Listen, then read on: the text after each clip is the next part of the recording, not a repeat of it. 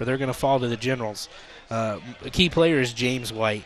He is just the best receiver on this team. He could be the best receiver in the Central State 8. He has great speed, phenomenal hands, and can really bust this game open if MacArthur lets him. For the MacArthur Generals, they need to limit mistakes. They have been in most of the games this season, but explosive plays, penalties, turnovers, that have really cost them some wins. If they can limit those tonight and play consistently, they're going to get a victory. My key player is Armand Brummett. He's going to have to really pick up the slack for his brother, who will be missing, but he can strike at any moment. Both brothers got a lot of high praise from Ken Leonard, and that's saying something.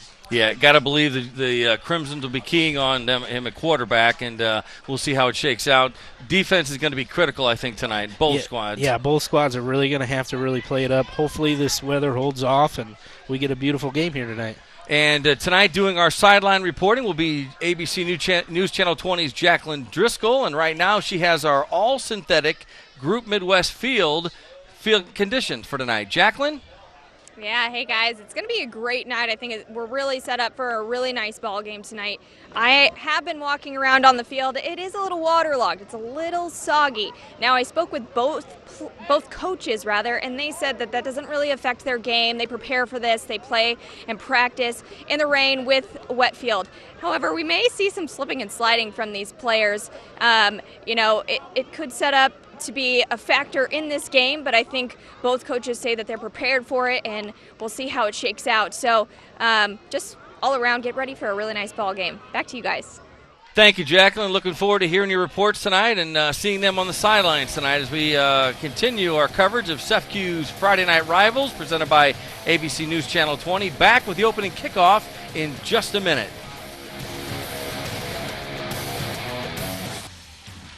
Welcome back to CEFCU Friday Night Rivals, presented by ABC News Channel 20. Paul Wappel and Adam Anderson. We're in Decatur at Decatur MacArthur, where the Generals are ready to kick off to the visiting Jacksonville Crimsons in a Central State 8 Conference matchup. And Adam, we are ready to go. Lucas McCoskey will do the kicking honors for Decatur.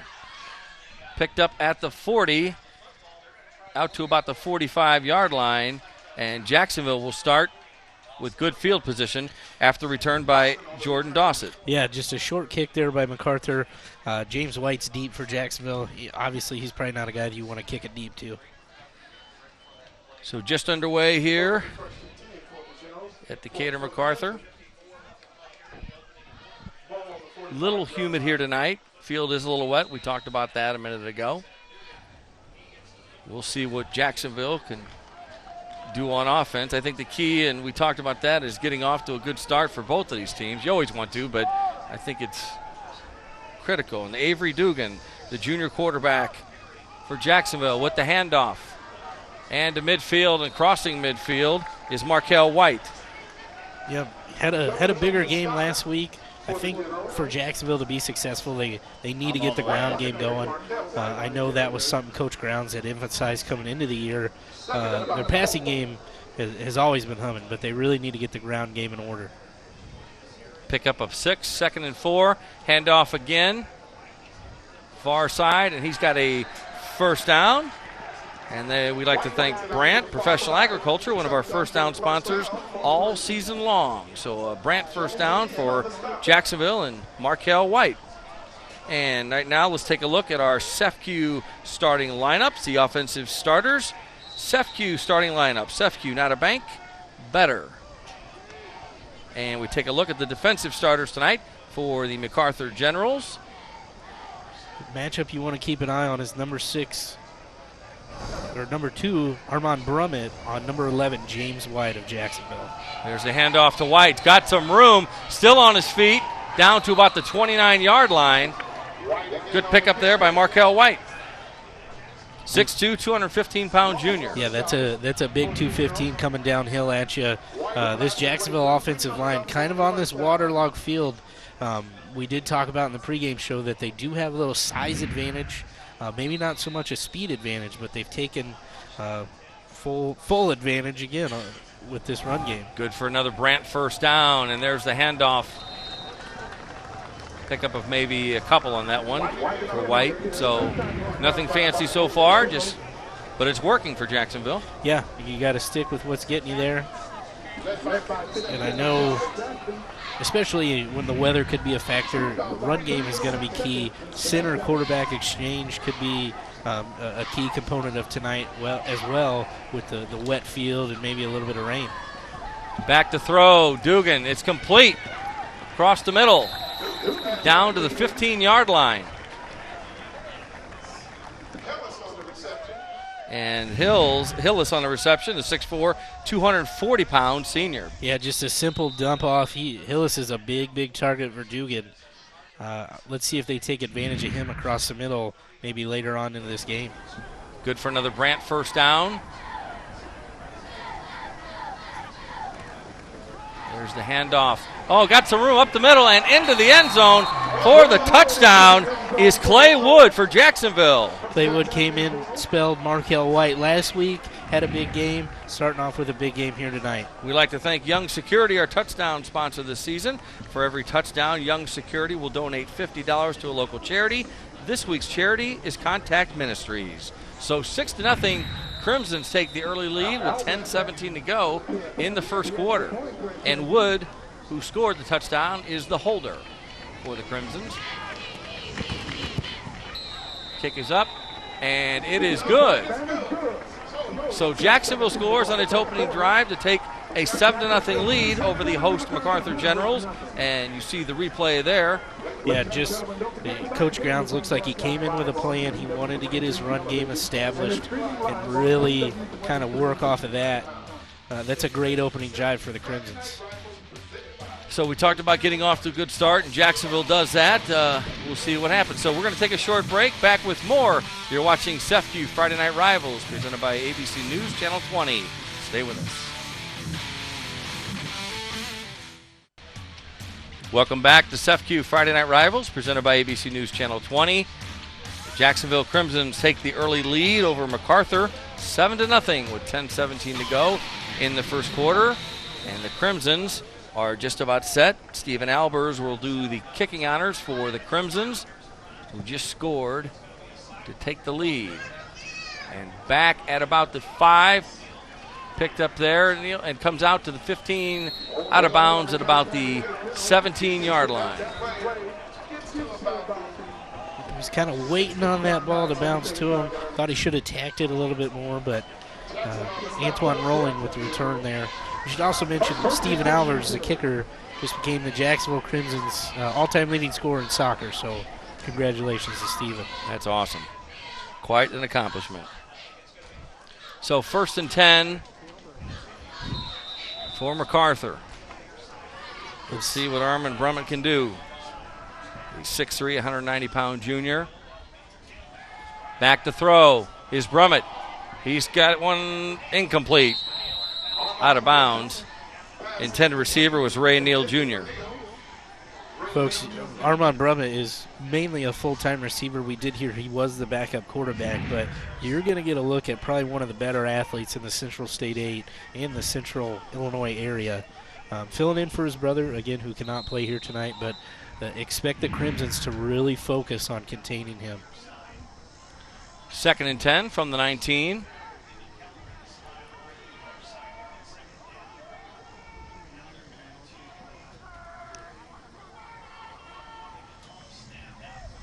Handoff. Not much for Young. Yeah, Crimson's defensive line is going to be a big focus for tonight, too, especially rushing the passer. If you can slow down the run game and make this MacArthur team one-dimensional, it's really going to play into your hands. Young, just a sophomore, brings up 3rd and 9, and Jacksonville's coming. Pressure's on Brummett. Rolls right. Looking, and he is down about the 15-yard line.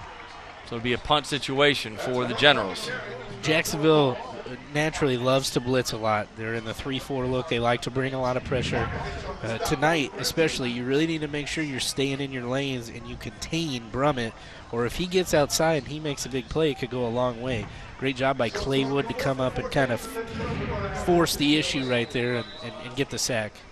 And let's go down to the sidelines. Jacqueline Driscoll, what do you have for us, Jacqueline? All right, hey guys, I actually have Veronica McGuire here with SEFQ, and we're going to talk about that. One of our main sponsors, obviously, SEFQ Friday Night Rivals. So, what does it mean to SEFQ to be a part of all this?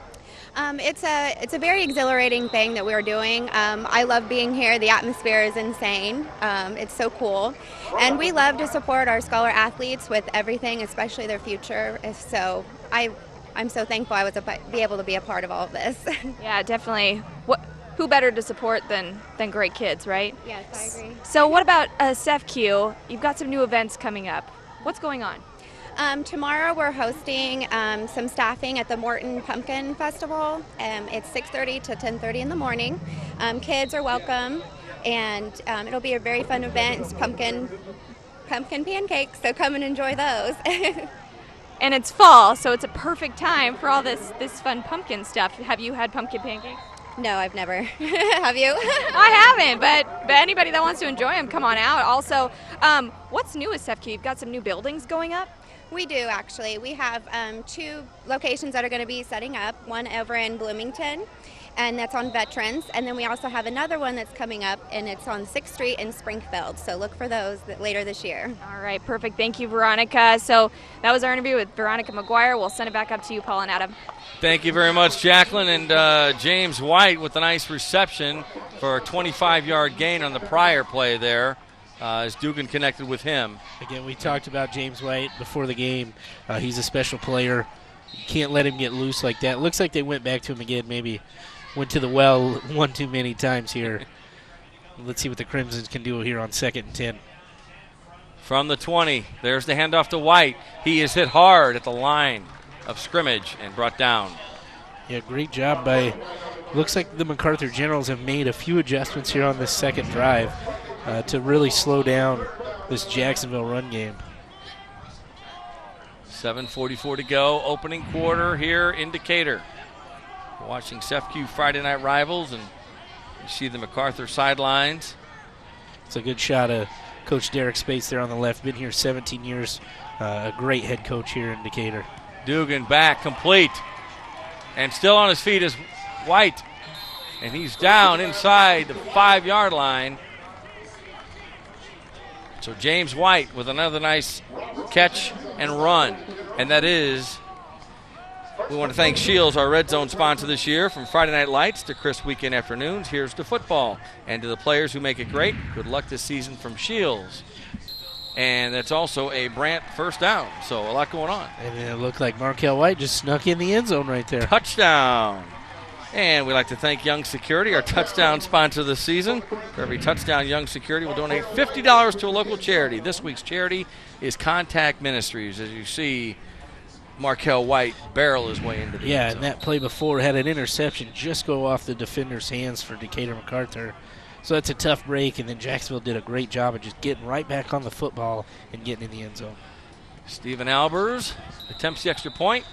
Kick is up, and it is good. So it is 14-0. Jacksonville over MacArthur with 7:14 to go in the first quarter.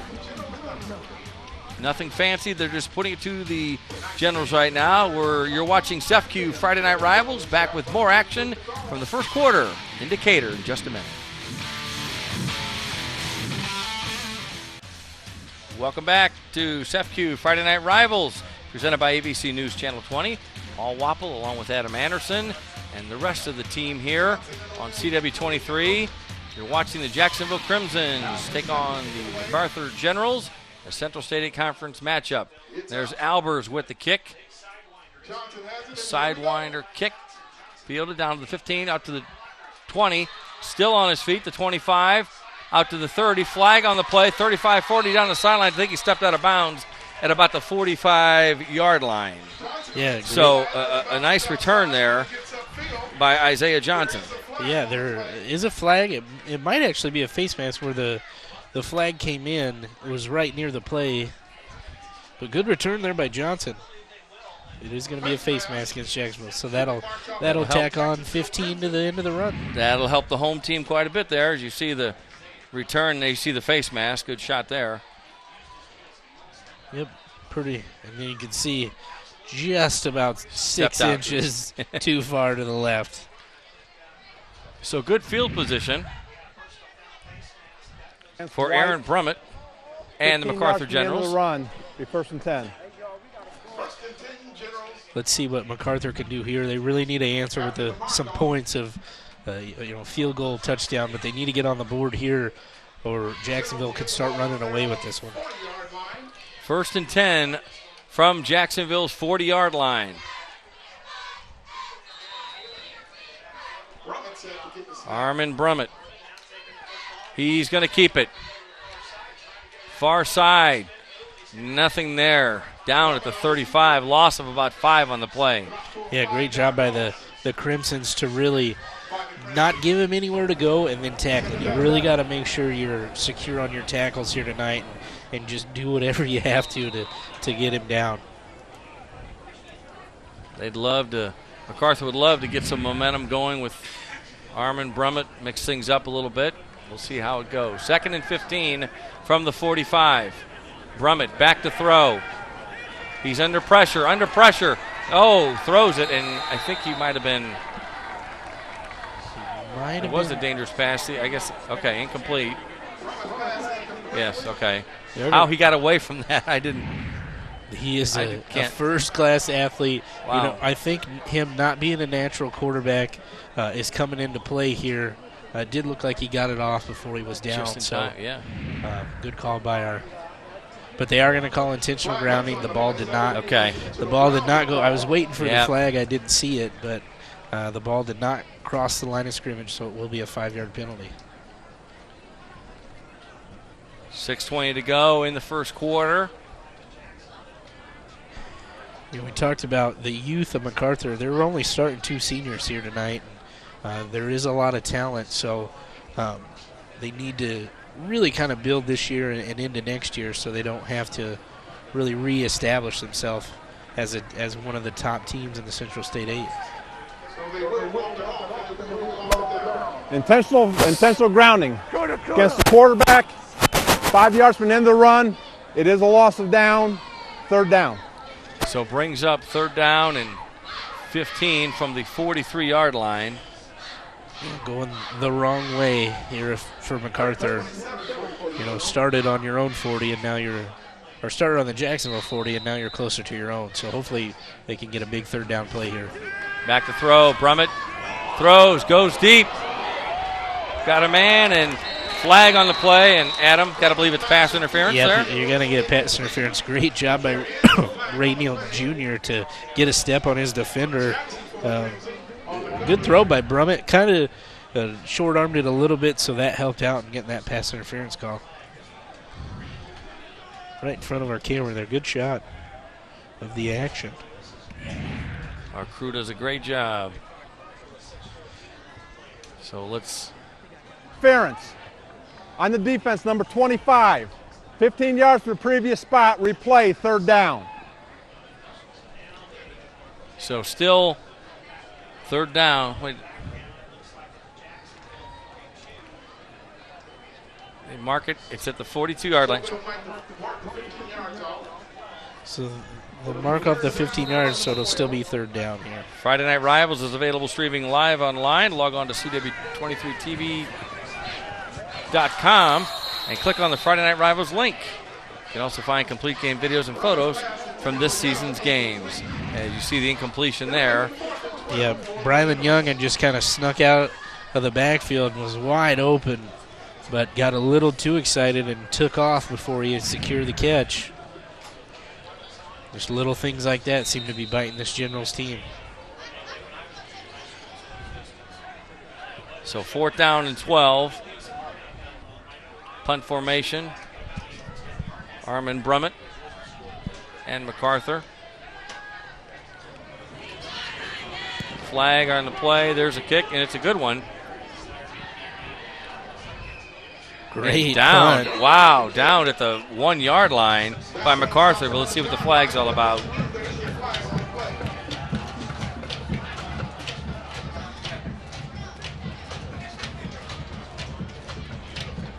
See if they're counting how many players were on the field. I wonder if that's what the call was. He's picking it up. Yeah, he counted 11.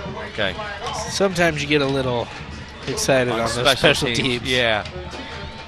Let's see what Jacksonville does here. Their backs are going to be against the wall, coming out on their own 1 yard line. Just an excellent punt by Armin Brummett. Gets a good bounce and down there by Zaman Lawson.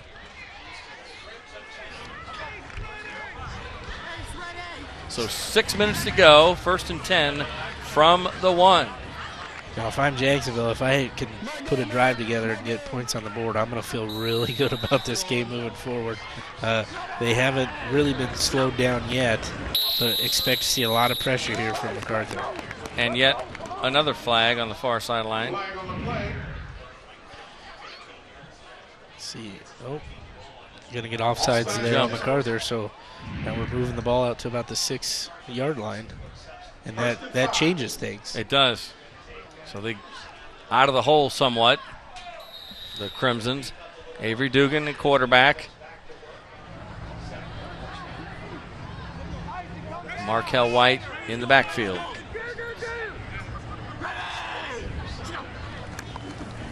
There's the handoff to White.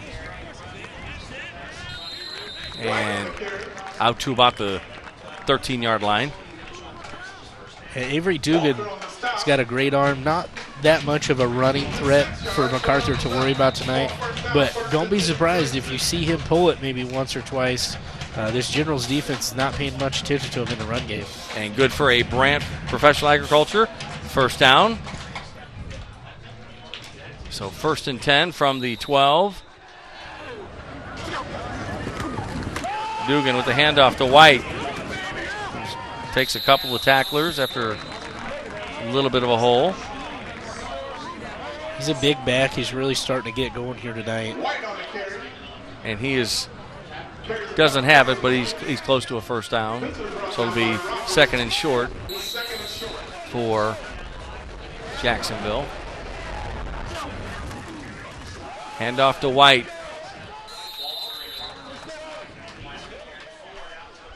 And it's another Brant Professional Agriculture 1st down. Not much there. The Generals seem to be bringing a lot more pressure on this drive.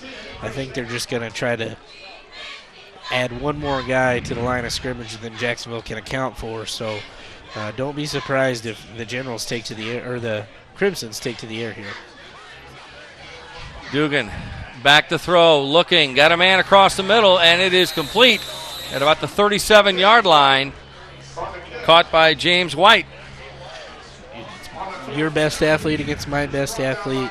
Armand Brummett going one-on-one there. James White. White gets him there on the slant pattern and a 1st down. So another Brant Professional Agriculture 1st down. Ball on the 36. And Clay Wood now in the backfield. Gets the ball, carries it, breaks through. Got some room across midfield down to the 46-yard line, where he's finally brought down. And that's good for another Brant Professional Agriculture 1st down as the Crimsons continue to move the chains. Yeah, Clay Wood, kind of their change of pace other than Markel White. But, again, he's a big kid coming downhill at you at 6'1", 205.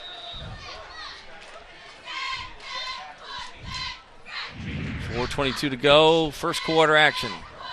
Dugan back to throw. He does throw. Complete to White at the 30, the 25. Down to about the 21-yard line is James White. Yeah, and if this field's not as muddy or as waterlogged, James White might have took that one to the house. I think the mud is actually helping out MacArthur and slowing him down. They really need to keep track of him. He's wide open coming across the middle.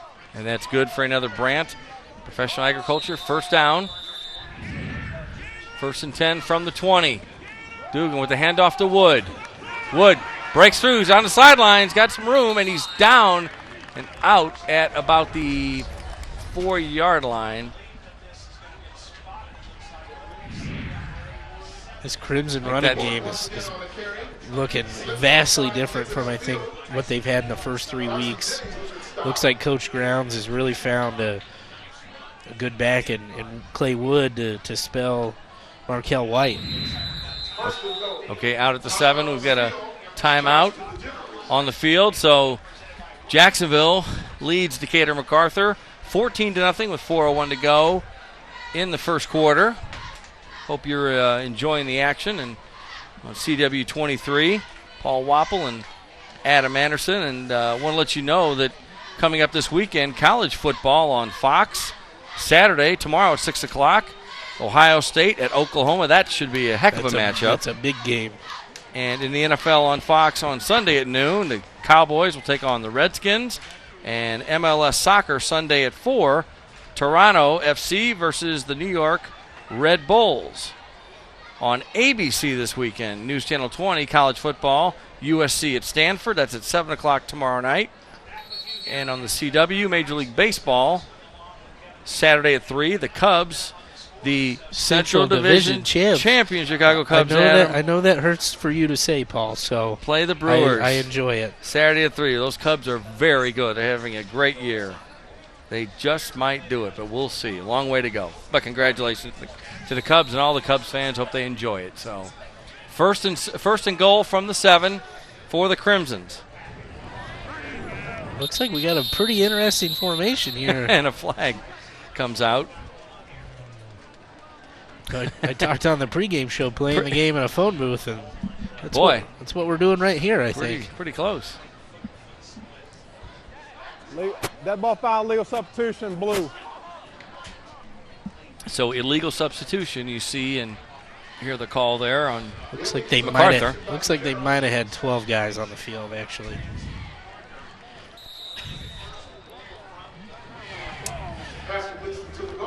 So first and goal from the 3, and there is Wood on the keeper, and he is in for the Young Security touchdown. And because of that touchdown, Young Security will donate $50 to a local charity. This week's charity is Contact Ministries. Folks, that was just your basic power formation, setting it up for Wood to just be the only option is for him to run it. Overloaded the right side and just sent everybody that way too. A great play by Coach Grounds to come up here in short yardage. So 20-0. Albers will attempt the extra point. His third attempt of the night. There's a snap. Kick is up. And it is good. So Jacksonville leads Decatur MacArthur 21-0 with 3:57 to go in the first quarter here in Decatur. A little bit surprised. I thought we'd see a closer matchup so far. And again, there's a lot of games still left to play, but let's see what MacArthur can do.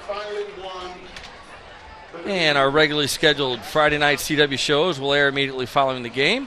Watch Masters of Illusion, followed by Penn and Teller, Fool Us. That's tonight after the game right here on CW 23.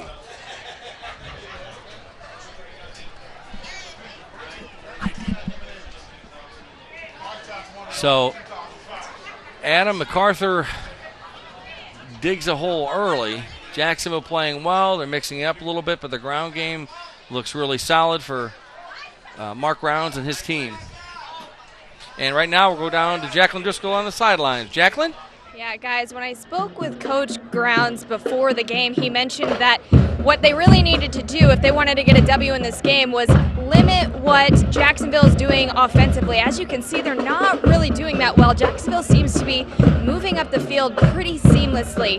So if they want to turn this around, they're really going to have to step up their defense. They're going to have to dig in and play through these kind of wet conditions on the field here. So we'll see what the game how it pans out. We'll send it back up to you guys. Thanks, Jacqueline. Appreciate that. We'll continue to check in with you as Albers with a kick and returned by the Generals.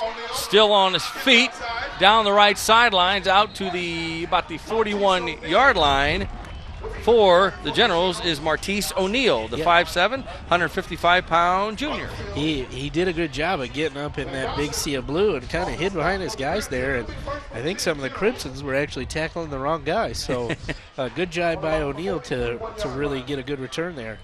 And there we see a recap of the last 7 points there. The touchdown, 7-yard run by Clay Woods for the Crimson to make it 21-0 in the first quarter.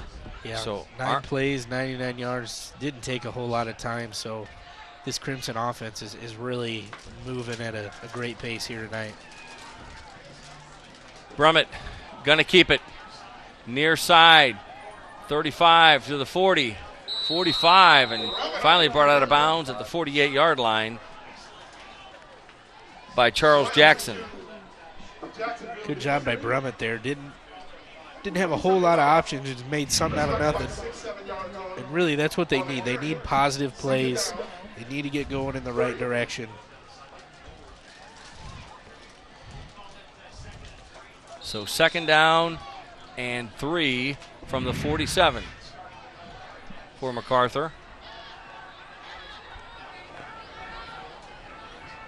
There's the handoff up the middle to midfield for the Generals. And that is a Brant, Professional Agriculture, 1st down. Sophomore Brylan Young just gets his heads down and gets the first down MacArthur's had here tonight, and that's really what they need. You need 1st downs, build off of that, put a drive together, and get some points on the board. 1st and 10 from midfield. Armin Brummett back to throw. Still has time. Now scrambles. Running. Oh, and is down. The shoe line. I think the Ankle mud tackle there. I would give the mud or the playing field a little credit there. A little assist I would on that agree. one. I think the middle of this field is, pretty waterlogged and wet with, what Jacqueline had talked about earlier, and that contributed to bringing down Brummett right there. Hunter Hartsook with the tackle there. But just like we talked about consistency before the game, MacArthur 1st and 10, and now you're looking at 2nd and 24. Got to put 2 good plays together. It's going to be a long night. Oh, there's the snap to Young, and goes to the 36-yard line. So picks up some positive yards there on the trick play. A little bit of trickery there, just snapping it directly to Young. So, but good job by this Jacksonville defense to stay home and really tackle. They've tackled very well here tonight. 3rd and 23. Back to throw. Brummett. Scrambling. Oh, almost brought down. Still on his feet is Brummett. Near side. Heaves it. And he's got a man. And it is complete across midfield to the 42-yard line. The catch made there by Ricky McKellar, the 5'10", 175-pound junior. I think I just jinxed the Crimsons right there. They had a few different opportunities to bring Brummett down. Great job. That just shows what kind of athlete he is. Running to his left, and he threw that ball 20 yards downfield to an open receiver. Not a lot of guys can do that. Incredible. Not a 1st down. Brings up 4th and 3 from the 43 of Jacksonville. And I think this is a good decision by MacArthur to go for it. Really have nothing to lose at this point. Brummett going to go to the air. Right side. Complete. Good for a 1st down. That's good for a Brant Professional Agriculture 1st down on the completion there. Good job by Ricky McKellar just to get right past the 1st down sticks and turn around. And good job by Brummett to fire a strike right in there. So Ricky McKellar coming through for the Generals on this drive. 1st and 10 from the 32 in the final minute of the 1st quarter. There's the handoff. Still on his feet, breaks through up the middle, down to the 15-yard line, and into the Shields red zone. This is the MacArthur football we expected to see here tonight.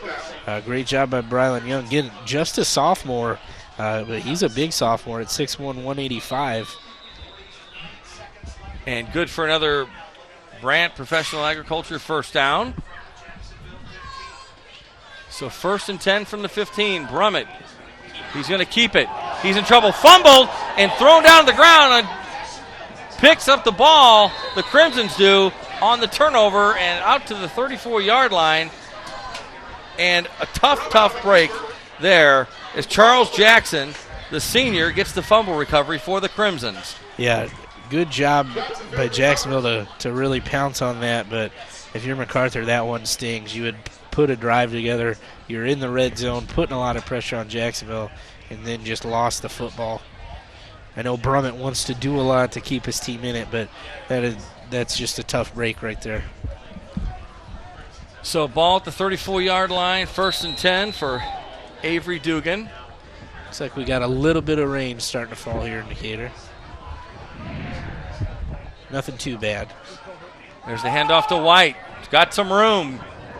Barrels his way out to the 46-yard line. That is good for a Brant Professional Agriculture 1st down. This Crimson offensive line has really taken advantage of their size and strength over MacArthur. We knew going into it the Crimsons had size on MacArthur, but we thought speed might be a little bit bigger a factor, but it has not worked out well for the Generals here tonight. So see if they let the clock run down here in the 1st quarter, and they will. So after 1 quarter here in Decatur, the Jacksonville Crimsons lead Decatur MacArthur 21-0. You're watching CEFCU Friday Night Rivals, presented by ABC News Channel 20. Back after these messages. Welcome back to CEFCU Friday Night Rivals, presented by ABC News Channel 20. Paul Wapple and Adam Anderson in Decatur as the Generals trying to catch up to the Jacksonville Crimsons. Crimsons in control 21-0 as we just start the 2nd quarter. 2nd down and 8 for the Crimsons. Led by quarterback, the junior quarterback, Avery Dugan. Dugan back to throw. Looks right side, got a man in stride, complete. White down the sidelines, and he's down to the, he is close. I think they're going to. He did not get in. Yeah, I think they're going to mark him out about the half-yard line there. Oh, my goodness. I thought he was in. Great job by James White. Just turned on the burners and got behind this MacArthur defense and did everything he could there to get in the end zone. So we'd like to thank Casey's General Store, one of our 1st down sponsors, all season long as they've made it into the Shields red zone and then some. 1st and goal from the 1 for the Crimsons after the big catch. And there's the handoff. And it is good for the touchdown. Quick strike by the Crimsons. They're really trying to put this game out of reach here early. And that's another Young Security touchdown and another $50 donated to a charity. And this week's charity is Contact Ministries. Thanks to Young Security for that donation. So 27-0. Early in the 2nd quarter, Albers will attempt the extra point. Try to make it 28-zip. Visitors. Yeah, nothing's a sure thing here with this rain coming down. Steady rain in Jacksonville. There's the kick. Plenty of leg, and it is good. So 28-0 after another Crimson's touchdown.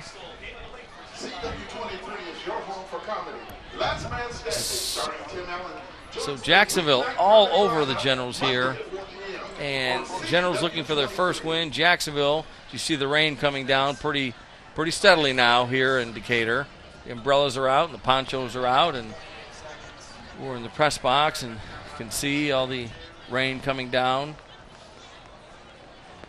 But we talked about the Generals, and you've got some young, talented players in Jacksonville trying to even its record to 2-2. Yeah, we expected a dogfight out here tonight. I'm surprised but what the scores turned out so far. I think this Crimson team really wanted to put this game away earlier if they could. But we're still early in the 2nd half. A lot of football left to play, especially with the rain coming down, and get a shot of the scoring summary.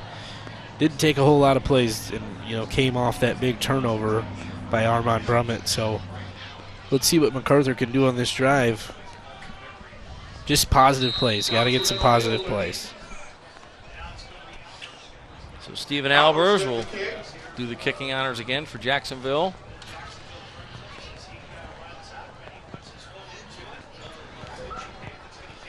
Huge kick down. Fielded about the 5. Out to the 20. Trying to hide behind some blockers. And out to about the 27-yard line. Still on his feet. And finally brought down. So Isaiah Johnson with the return for the Generals. I'd say the kick return team for MacArthur has been a bright spot here tonight, but you really don't want your kick return team to be on the field this early in the game. So Levi Parkovich with the tackle on the play, senior.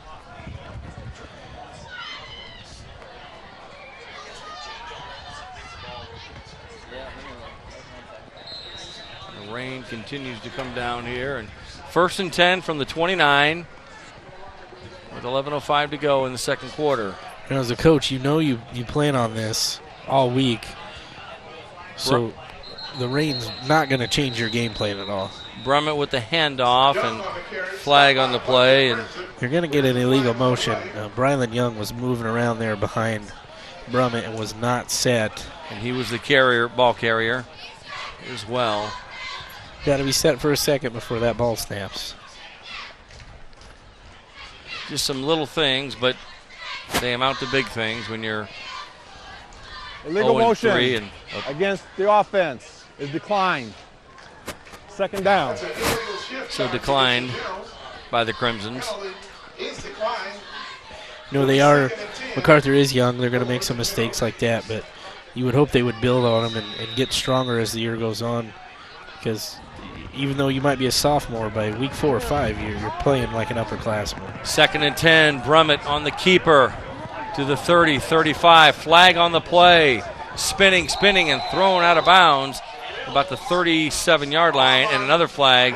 And I think that's going to be unsportsmanlike conduct is my guess, Adam, on that one. And I think the first flag that came out is going to be a block in the back. So I think we're going to have some multiple penalties here to discuss. I got one in my pocket. I got it. Yeah. I don't know how I get it either.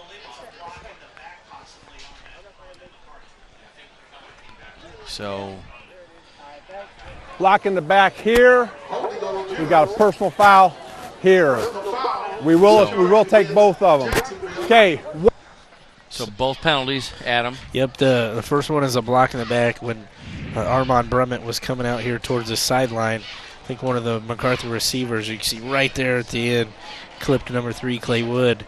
And then at the end of the play, the personal foul is going to be unnecessary roughness here on number 41, Adam Hillis, which, again, I think is a judgment call right there because they are still in the field of play. He is trying to make a tackle. Foul 10 yards from the spot.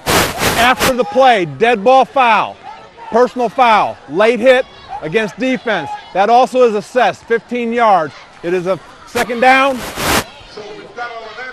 So 2nd down after all that, if you're following that, 2nd down and 10 from the 34-yard line. So Brummett, as the rain continues to fall and gets heavier, Brummett got some room to the 40, 45 to midfield, crosses midfield, out to the 45-yard line, and he's out of bounds. So that is a Casey's General Store 1st down. Just a shot of what Brummett can do if you let him loose. Great job by MacArthur to block down field for him and not get called for those penalties. Let's see if they can get a drive together right here. 1st and 10 from the 42. It's cooled off a little bit with that rain coming down. Brummett with the handoff. Met hard by a couple of Jacksonville defenders. Yeah, you're not going to be able to see a lot of cuts or change of directions, especially now with the rain coming down. You're going to just have to pick one way and go, and Brylan Young found out the hard way right there. He was hit hard. 28-0 Jacksonville. 2nd quarter action from Decatur. 2nd down, 10 to go. Brummett back to throw. Does throw. Complete. No, dropped. Had a wide open receiver there, Ricky McKellar, and just dropped it. I wonder if it's wet. I know he's got a glove. Yeah, you'll probably see more of these receivers start to take the gloves off. Once that starts raining, that glove really doesn't help catch the football anymore. And you called it. He did take them off. So it brings up third down. You know, when it rains, you sometimes as a receiver you got to revert back to doing something you're never told to do, which is catch the ball with your body. So might see a little bit more of that here in moving forward, especially if this rain continues. Third down. Brummett back to throw. Does throw, incomplete. Ball, I think, slipped out of his hands. Yeah, it looked like Lost it control of it, just so. slipped out. That's going to be important for both teams moving forward. It's not easy, especially with snaps, and you got to really make sure you got a hold of the football. So it brings up fourth down, and see they bring in Ricky McKellar to do the punt for the punting honors here. Stands at about his 45-yard line. So low snap, does get the punt off. It's a good one, down to the 15, still rolls down to about the 11-yard line where it is down. So that's where Jacksonville will take over with 9:39 to go in the second quarter, leading 28-0. Yeah, Jacksonville's not going to take their foot off the gas here. They're really going to go after it and try to get that big lead and potentially a running clock going into halftime. They have not been slowed down here tonight by the Generals, especially run game wise. They've really played a nice game. So 1st and 10 from their own 11. Avery Dugan at quarterback. Markel White in the backfield. Back to throw is Dugan. Complete on the low throw. And fumbled, but recovered by the Crimsons. Great job by Dylan Fernandez to even catch that low football. Yeah. I honestly didn't think he got it there, but get a good shot on the replay. Great job to pull that one right off the ground and to fight off the tackler. Can't be moving that ball around so much, especially in this rain, or it's going to pop loose. So second down. There's the handoff to White. To about the 15, gets about 3 yards on the play. Brings up third down with 8:49 to go. Second quarter. Been very impressed with Markel White. You know, going into this game, you hear a lot about James White, Avery Dugan. Didn't hear a ton about this running game, but they've been impressive. Hopefully they can continue this moving into next week. And the rain gets heavier here in Decatur, and some of the folks will go to take shelter if they don't have an umbrella. And it's really coming down here in Decatur now. It's incomplete. See the incompletion. Brings up 4th and 7 from the 14. Crimsons in punt formation. They do punt. At about the 42 into the midfield. Still on his feet at the 45. Turns left down the sidelines. Hit hard and finally stopped.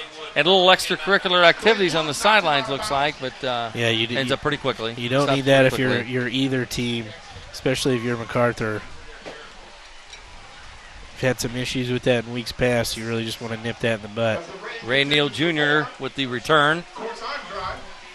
You know, it's as a player, you always talk about how cool it would be to play in the rain and mud. I can tell you firsthand, it's not as cool as you think it is. It's you can't see anything, you can't grip anything, and you're just wet all the time. So it's not as fun as you might imagine. So 8:14 to go. Jacksonville in front, 28-0. Second quarter, 1st and 10 from the 36 of Jacksonville. Excellent field position for the Generals. Really need to watch center quarterback exchange. Brummett, bad snap. Just recovers the ball at midfield. So loses about 13, 14 yards on that bad snap. Yep, just right on cue as I talk about it. Especially in these shotgun formations. One, the center has to have enough grip and strength to get the ball back there, and 2, as a quarterback, you got to be able to catch it.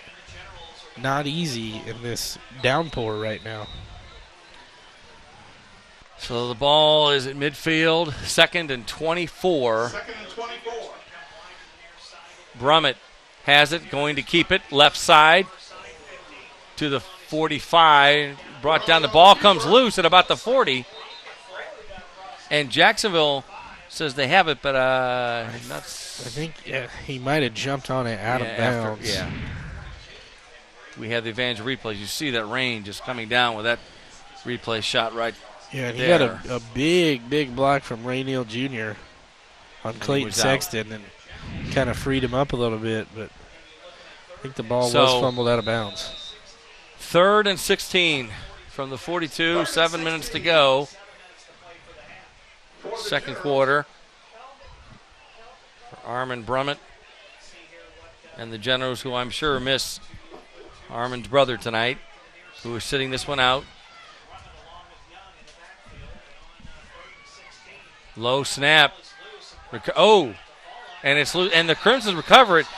Brummett, I thought he had it, but he just didn't cover it up quickly enough. No, he kind of gave. Jacksonville gets it on the turnover. Kind of gave just a lackluster effort out of that. Probably out of a little bit of frustration from first dropping the staff and then just not being able to pick it up. But he's on his knees right there, so really all he has to do is cover it up because he can't pick up the football and do anything with it anyways. Hunter Hartsook, the 6'3", 215-pound senior, with the recovery for Jacksonville. Again, so midfield. Just mistakes like that are going to cost this Generals team. And there goes Wood. And he is down the sidelines, and he is down to about the 5-yard line after the huge run. Check that. Yes. Got a lot of turf in his helmet right there on the tackle, but this power formation from Jacksonville works out well here in the rain. Clay Wood.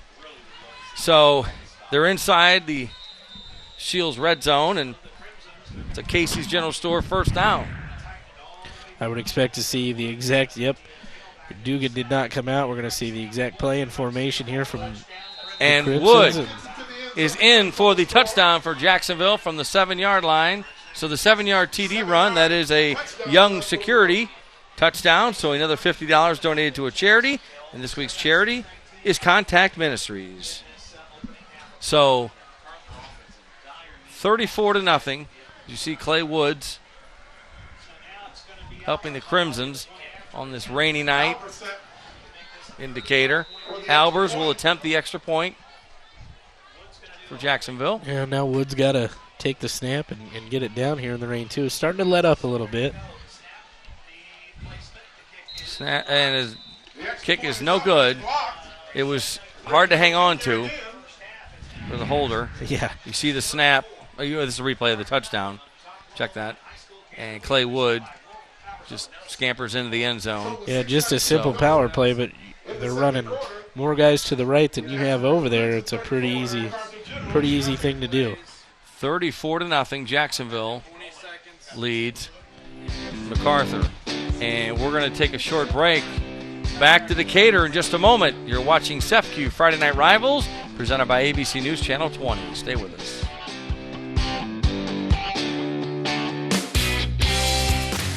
Welcome back to CEFCU Friday Night Rivals. Paul Wappel and Adam Anderson in Decatur, where the Jacksonville Crimsons are leading the MacArthur Generals 34-0. 6:19 to go in the second quarter in a Central State 8 Conference matchup. Jacksonville trying to even its record at 2-2, and the Generals looking for win number 1 on the season. And the rain has slowed down quite a bit here. It was pouring a few minutes ago, as you saw.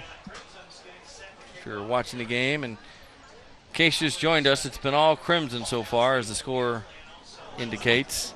Albers with the kick to the 20, to about the 25, now to slip, and the ball is loose, picked up by the Generals, and it is getting very slippery out there. Still on his feet to the 45, 50, and so out the again. return by Jennings, And a nice return after the ball came loose. Yeah, Jennings had it originally, popped out, popped right into the hands of Matrice O'Neal, and he took off. Just stepped on the line here. But you couldn't have got any luckier than that, so great job. Take what you can get, right, Adam? Yep. Especially when things aren't going your way.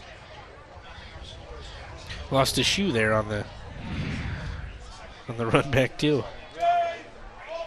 So 1st and 10, you see the recap of the scoring drive. 2 plays, 50 yards, only took 20 seconds. Woods, capped by Woods' 7-yard touchdown run for Jacksonville. 6:07 to go, second quarter. Fumble, loose ball again. Jacksonville says they have it, but we'll see.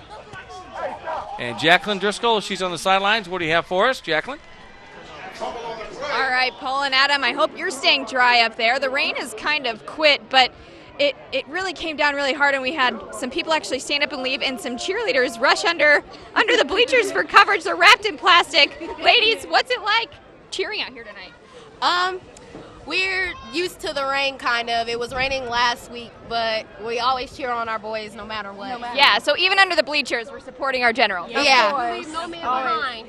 All right, I see some of your fellow cheerleaders have emerged, so you better get back out there and do your job. Can we get a go, Generals? Go Generals! All right, Paul and Adam, back to you. Thank you, Jacqueline, very much, and great to see the spirit is alive and well here in Decatur as the MacArthur Generals cheerleaders are doing their thing. One way or another, they're still cheering. So we got a timeout. MacArthur. Shot of the fumble here again. Center quarterback exchange is you really got to just fall on the football. You can't try to make a big play out of it. That's how Jacksonville's gotten these last 2 recoveries. Rylan Young tried to get it, and Jacksonville just all over. So 1st and 10 from the 37, and we have some scores we want to pass along. Sacred Heart Griffin and another Central State 8 matchup leads Glenwood 35-0. Second quarter. Second quarter. All right, we're going to take a short break. Back with more from Decatur in just a minute. Stay with us. Welcome back to CEFCU Friday Night Rivals, presented by ABC News Channel 20. Paul Wapple and Adam Anderson calling the action tonight. Jacksonville leads 34-0, and the Crimsons have the ball after the turnover. 5:55 to go, second quarter action. And Clay Wood now at quarterback with the handoff, left side. Got some room down to about the 29-yard line for Jacksonville is Willard. So check that, Ben Hill. Just a simple inside handoff. They've run that same play to Clay Wood out of that formation every time. So Ben Hill with it, the senior running back. 2nd and 3. 3 White is the quarterback. These from the 30. White Jacksonville Crimson uniforms are not going to look pretty after tonight. So Clay Wood is at quarterback as you see the Crimson stacked up at the line. Wood on the keeper, right side. And the Crimson's read it pretty well. So Clay Wood keeps it and gets a couple more, and that is good for a Casey's General Store first down. Casey's General Store, one of our first down sponsors all season long. Appreciate their support and sponsorship this year. Get a shot at Clay Wood right there. 7 carries, 105 yards. He also has 2 touchdowns on the night. So a good night for him, and still in the first half. Yeah, we got a lot of game left. He has done a great job. Wood going to keep it again. This time he goes on the left side. Puts his head down and down to about the 28-yard line. Yeah, you're not going to 24-yard line. Not going to see a lot of cuts or pretty moves here. It's just going to be straight ahead. You know, this waterlogged field is even wetter now. A lot of mud. Not going to have a lot of traction. So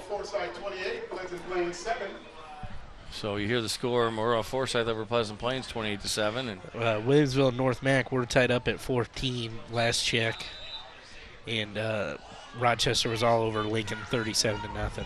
2nd and 8. Clay Wood for the Crimsons, right side. puts his head down and gets a couple more, close to the 20. Yeah, nothing fancy. Just trying to put their head down and do what they got to do. They're running a lot of clock off, keeping this MacArthur offense off the field too. So third down.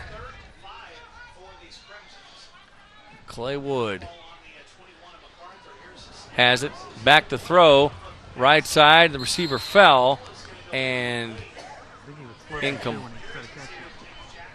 on the play. Fourth down. Intended receiver was Levi Parkovich. Yeah, just slipped on the play. Falling down, took his eyes off the ball, hit him actually right in the helmet. So tough play for Jacksonville, and it looks like they're going to go for it. So they bring in, the quarterback comes back in, or at quarterback I should say, is Avery Dugan. And a timeout is called by Decatur MacArthur with 3:31 to go in the second quarter. I think MacArthur kind of had their heavy defense and some bigger guys to play line in that formation that Jacksonville had come out with, so they needed to make some subs. And it gives us an opportunity to take a look at the Chick-fil-A check that SEFQ Smile Cam, I should say. Check out some of the smiles tonight here in Decatur, and there's a good smile. SEFQ, not a bank better. Yeah, now Ohio State Buckeyes fan, looks like. Now if the rain stopped, I think we're going to see a few more smiles. I think so too. And Ohio State plays Oklahoma tomorrow, college football. If you're not watching that, you should be watching Saturday Night Rivals. We got a big one tomorrow night, Paul. Who do we have, Adam? We got the Unity Rockets taking on the Monticello Sages. That should be a good ball game. 7:30, not 7 for you folks at home. Good friendly reminder about that. 7:30 start tomorrow night. That's right. So 4th and 5 for the Crimsons.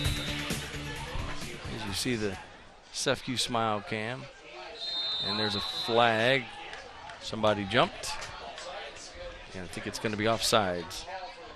A few more score updates. Halftime score. Athens up 14-7 on Auburn. Again, still in the second quarter, Sacred Heart Griffin up 48-7 on the Titans of Glenwood. And at halftime, Eisenhower only up 16-8 on Lanphier. So Lanphier playing Eisenhower tough here tonight. Bit of a surprise, I have to say, but see how that one turns out. Dugan back to throw. Incomplete in the end zone. Intended receiver was Anthony Perry. Yeah, that would have been a tough catch for Perry to make. He was pretty well defended, and Dugan tried to fit that one in there. Kind of had two guys in the same area.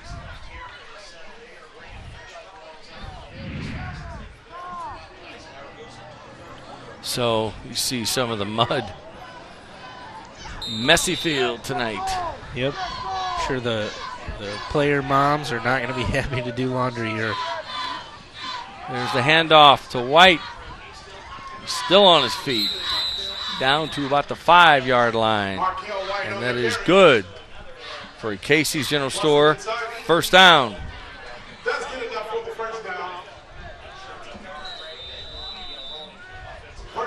Crimson's just running the clock here. Keeping on the ground. There's White again. And he is in for the touchdown from 5 yards. So that is a Young Security touchdown and another $50 donated to a charity. And this week's charity is Contact Ministries. So Markel White, the junior, with another touchdown. He's got 2 touchdowns on the night. He's over 100 yards. So the Crimson's running game's got 2 running backs over 100 yards here in the first half. Just an exceptional game by Jacksonville. They really came out and put the pedal to the metal and try to get this one away early, and they've done just that. They lead 40-0. They will go for the extra point. Steven Albers. And the kick, plenty of leg, and it is good. So with 3:10 to go in the first half, it is Jacksonville 41, Decatur MacArthur nothing here in Decatur. So, folks, the 40-point rule will go into effect, but that does not go into effect until the second half. So the clock will stop normally here for the rest of the 3:10. If MacArthur were to score and keep this one under 40 points, then obviously it'll keep going in the second half. And Friday Night Rivals is available streaming live online. Log on to CW23TV.com and click on the Friday Night Rivals link. You can also find complete game videos and photos from this season's games. Shout out to the crowd from the people that traveled from Jacksonville. Happy they came over to join us. And want to mention that you can watch, Donnie Tillman and David Coy tonight at 10:15 on ABC News Channel 20, our sister station. They'll have all the scores and highlights from the high school football across Central Illinois on this rainy night. Yeah, hopefully they're staying dry out there.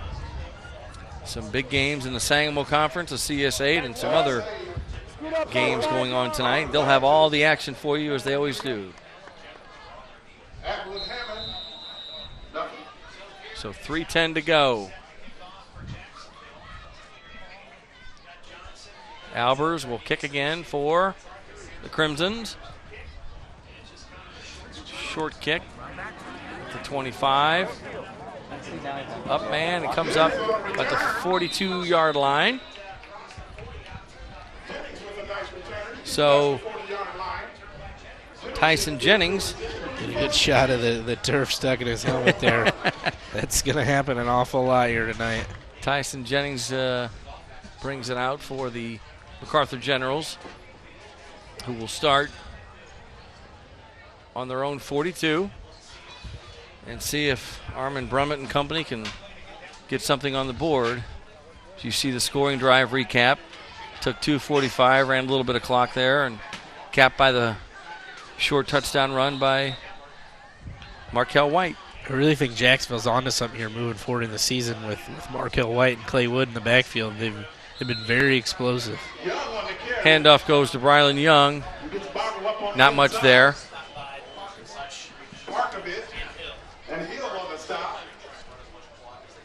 Hill and Parkovic on the tackle for Jacksonville. So 2nd and 9. 2:36 to go in the first half. Coach Spates is really going to fight hard for his guys and keep them locked into this game. So don't expect anything different out of MacArthur here. They're going to try to attack and do what they do. Brummett with the incompletion. Had a couple receivers, but just couldn't quite connect with one of them. So brings up 3rd down and 9 late in the first half. It's just been a tough night. Not a lot of stuff has bounced their way. Had some costly penalties too, and it's kind of been what's happened to them this season. So hope they still get the ship right. There's 5 weeks still left. Brummett throws and incomplete. Could have been caught by number 16, Antoine Rolling. Wet ball, really got to make sure you got a handle on it. So not an easy catch by any sense of the word. So 4th down and 9, and the Generals will punt.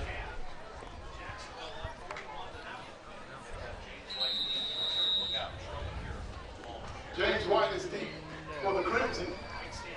Ricky McKellar will attempt the punt. Kick. Flag on the play.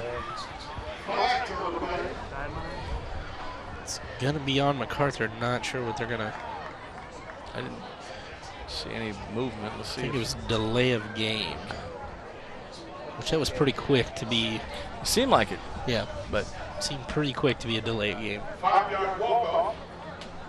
So tack on another 5 yards. Still 4th down for Ricky McKellar back to punt.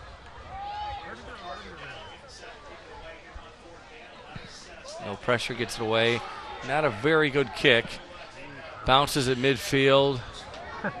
Takes a MacArthur bounce to about the 39-yard line, and that's where Jacksonville will take over with 2:10 to go in the second quarter. Falls down on the 40-yard line. So leading 41-0, and we'll see. I would imagine they just Mark Rounds there, the head coach of Jacksonville. I imagine we'll just try to keep it on the ground for the last couple of minutes, run some clock. Wouldn't expect him to do anything real crazy right here.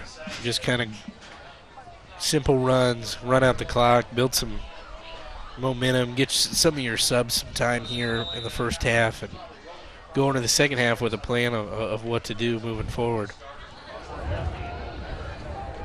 So Avery Dugan, the quarterback, the handoff to White to the 42.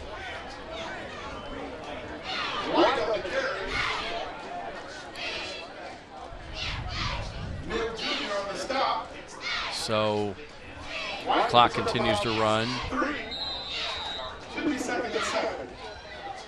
Second down. 7. Crimsons take their time. Yeah, don't need to be in any hurry. Up 41-0. You know, at this point, if you can just hold on to the football and go into halftime, you're going to have that running clock coming out in the second half. No. There's the handoff. Dugan, and gain of about 6 will bring up third down and short as Markel White with a good pickup there. So 3rd and 1.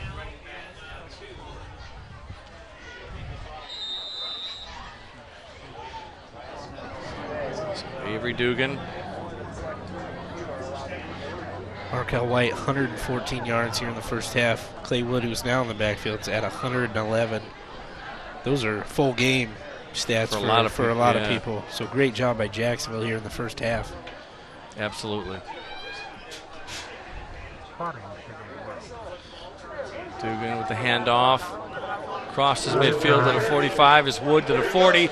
35 down to the 34-yard line, and not a whole lot there, but he took it for some. He took it for a ride, and that is good for a Casey's General Store first down. Yeah, he kind of hid behind a few of his offensive linemen and then kind of squirted out there towards the end. Good job by Clay Wood to turning that into a big run. Only needed a yard or two. 25 seconds ago, first half. It looks like Jacksonville's just going to take a knee on it right here. Take a knee. Dugan under center and does just that, takes a knee. So we are at halftime here in Decatur with Jacksonville. The Crimsons leading Decatur MacArthur 41-0. And it's been all Jacksonville so far. Yeah, I'm kind of surprised. I expected more of a dogfight here, but credit the Crimsons with really taking away what MacArthur does well and just doing whatever they can to put this game out of reach. And their running game's been very, very impressive here tonight. Of course, you're watching Friday Night Rivals. Sorry about that. That's tomorrow night. Sefke Friday Night Rivals, presented by ABC News Channel 20. And General's just having a tough time here. Rain for a while, heavy rain for a while here in Decatur on the General's home field, and obviously a factor possibly for both teams. But right now we're going to go down to Jacqueline Driscoll, who's on the sidelines. Jacqueline? All right, hey guys, we're down here with Jacksonville head coach, Coach Grounds. So one of the things we talked about before the game was that this one really it's a must-win. You wanted to get one closer to playoffs. So just speak to that to your players tonight. Well, they got off to a fast start. You know, we got off to a fast start last week against a good Eisenhower team, and we didn't close the deal. You know, getting to the 40-point range. You know, the clock's going to run. You know, they're still explosive, and we got to continue leverage. You know, Brummett is just a tremendous athlete. The weather is going to help us now because with the lead, it's getting a little bit difficult to throw the football. So, you know, kids played a good first half. Great. So what are we going to say at halftime to kind of keep these kids motivated to make sure that they do close the deal this time? Well, we're going to remind them what happened last week and how bad we felt, and we need to make sure that we don't do things that put us in that situation this second half. The thing is you can't fight for the extra yard. You got to have two hands on the ball. You got to make sure that you play a little bit deep and give yourself the ability to break up on the pass. Play a little bit wider to try to contain the rush from Brummett. When he gets out of the pocket, he's dangerous. Those have been the plays that have hurt us. We've been fortunate we just didn't give them too many of those this first half. All right, great. Thanks, Coach. We'll let you get with your players at halftime. All right, thanks. All right, Adam. Paul, we're going to send it back up to you. Thank you very much, Jacqueline. Appreciate that. Appreciate Coach Grounds taking a few minutes of his time before he heads into the locker room. Back with the Friendly Chevrolet halftime show is coming up next, so stay tuned, everybody.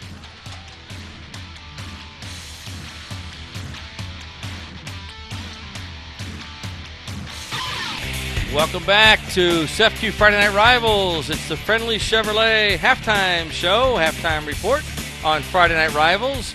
Paul Wapple and Adam Anderson here as the Crimsons lead at halftime, 41-0.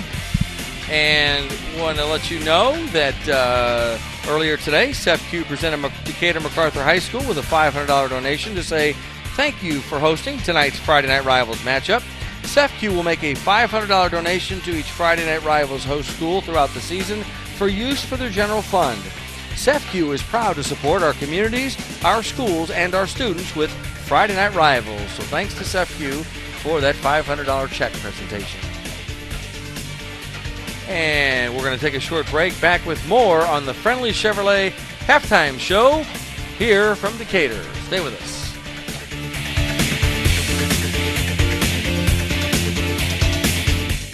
Welcome back to Friday Night Rivals. It's the Friendly Chevrolet halftime report from Decatur. Paul Wapple and Adam Anderson calling the action here. We're at halftime. Jacksonville leads Decatur MacArthur 41-0 in a Central State 8 conference matchup. And I want to let you know that throughout this Friday Night Rivals season, our friends at CEFCU will recognize an exceptional senior athlete, student athlete from each participating school with a plaque presentation prior to each game. This week's CEFCU Scholar athletes are from Jacksonville, Austin Crowder. Austin holds a 4.310 grade point average and has twice been named Academic All-Conference. This is Austin's fourth year playing football for the Crimsons. Austin is an Eagle Scout and captain of the Scholastic team. He is also a member of the National Honor Society, National English Honor Society as well. And from Decatur MacArthur, Keisha Murphy. Keisha's played basketball 4 years for the Generals and ran track for 3. She holds a 4.58 grade point average and has received the Academic Athletic Award her sophomore and junior years. Keisha is in National Honor Society and has contributed community service hours with her basketball team. These students are also eligible to win a $5,000 scholarship to be presented at the end of the season, courtesy of CEFCU. CEFCU is proud to support and encourage exceptional student athletes across Central Illinois. Congratulations to both of this week's CEFCU Scholar athletes, Keisha and Austin. And our plaques and trophies this season are provided by K&R Tomahawk Awards and Trophies. So thanks to K&R Tomahawk Awards and Trophies. Jacqueline Driscoll is on the sidelines. Jacqueline, what do you have for us? Yeah, hey, Paul, Adam, I've got both principals here. First, we're going to start off with Principal Cordell Ingram. Now, he has a little bit of an interesting story. He was a former teacher and coach. He left for a little bit. Now he's back. Now he's the head honcho. You're the principal. Tell me why you're excited to be back at MacArthur where you feel like home. Yeah, well, I've been around MacArthur for 25 years, so the opportunity to come back when the door, opportunity knocked, I was excited about it. Whether that's coaching football, both of my kids graduated from MacArthur. So, like I said, it was a great opportunity for me, and the staff has been wonderful. So, and I knew everybody already, so that always helps. Yeah, absolutely. And I spoke with you earlier in the week, and we talked about how we wanted to make this a great place for kids. So how's that been going so far? Yeah, it's going well. The kids are excited. I believe these are supposed to be the best 4 years of their life. So we're really trying to blend the fun things, activities. We've got homecoming coming up in a couple weeks, and the kids are really amped up about that. And still, at the same time, we got to get the academic part done. So we've been working that good balance, talking about having dances and different things like that. And like I said, the kids are really doing a great job so far. Awesome. Perfect. Now I want to take it over here to Jacksonville, Principal Mike. So tell me a little bit about Jacksonville. You've got a lot of district improvements right? So one of the main ones at elementary school, a $6 million overhaul. What other things are you proud of so far? Well, it's been a big time in the Jacksonville School District. We just redid Lincoln Elementary. It's amazing. Turned that around in one summer, completely renovated it. We're also in the midst of a multi-year renovation of Turner Junior High. Turner Junior High will become Jacksonville Middle School in a couple of years. And we did some construction projects at the high school this summer too. Replaced some flooring and did some security work on the front entrance.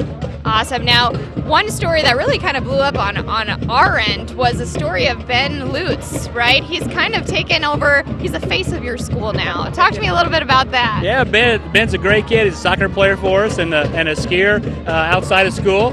And he's really got kids excited. He's a great kid. Does a great job. All right, perfect. Well, we've got both principals here. Stick around for the rest of the ball game. We're going to send it back up to you, Paul and Adam. Thank you very much, Jacqueline. Appreciate that, and great to hear from the folks at Decatur MacArthur and Jacksonville as well. We're at halftime here in Decatur. You're watching the Friendly Chevrolet Halftime Report, and we'll be back with more in just a minute. Stay with us, everybody.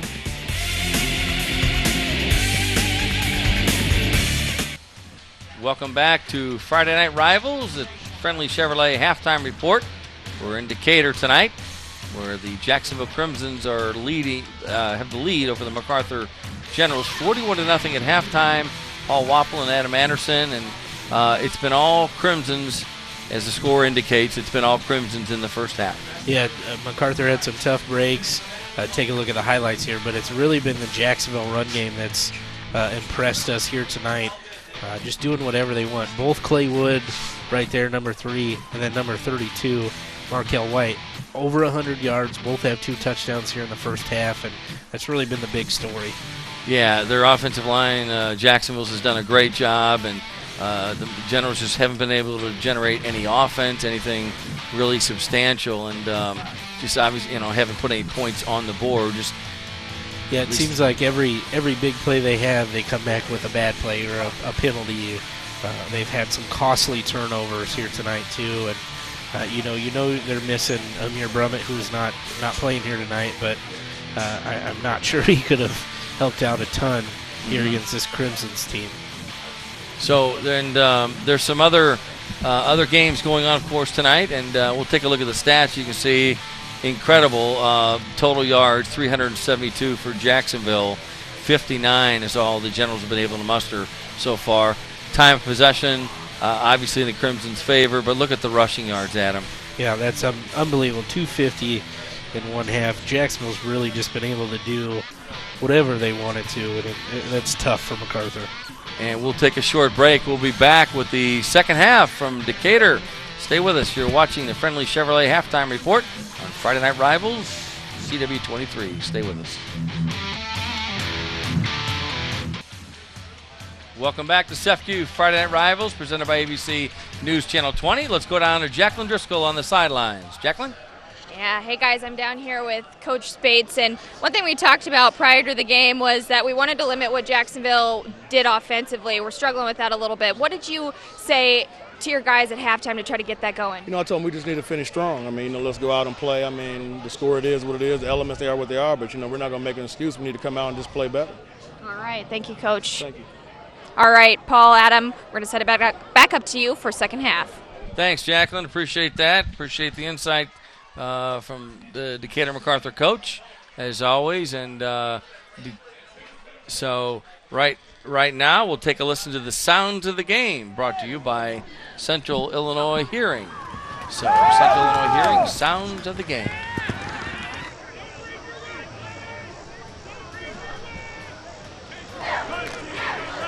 Third down and all 9.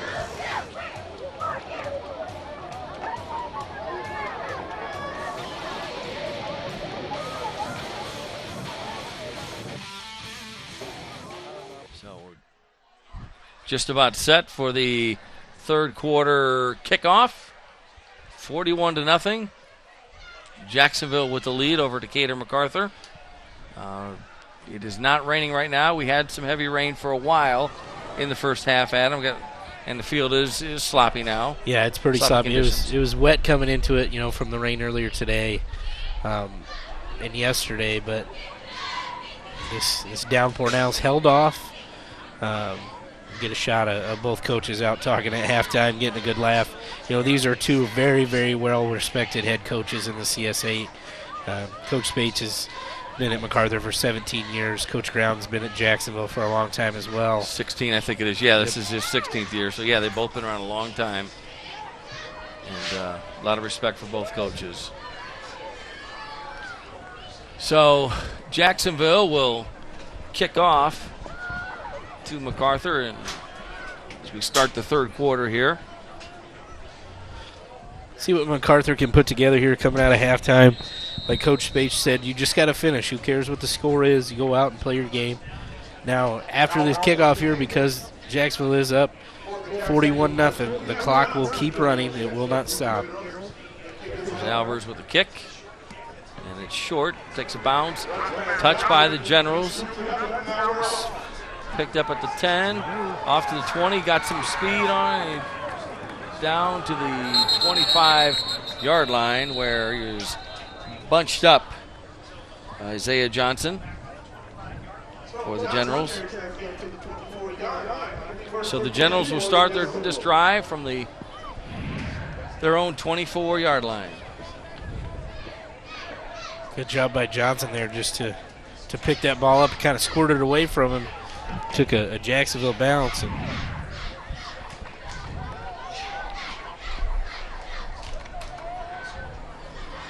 Armin Brummett, the junior quarterback, back in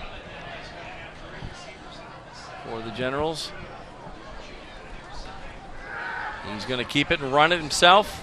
30, out to about the 34-yard line where he's brought down. So gain of about 9. And Adam, we were talking about some area scores, and you had a very interesting statistic. Would you go ahead and mention that? Yeah, folks at home, you need to sit down when I tell you this. The Sacred Heart Griffin was up 45-7 on Chatham Glenwood going into halftime. But the interesting stat coming out of that game is Tremaine Lee, the SHG running back, had 274 yards on 11 carries and 5 touchdowns. That's a first half game. Some kids can't even do that in 2 weeks. That's an amazing stat. It's incredible. There's the handoff and a first down and more. Flag on the play. Out to midfield and down to the 45-yard line for the Generals. Probably going to get a hold here, but Brylan Young with a nice run.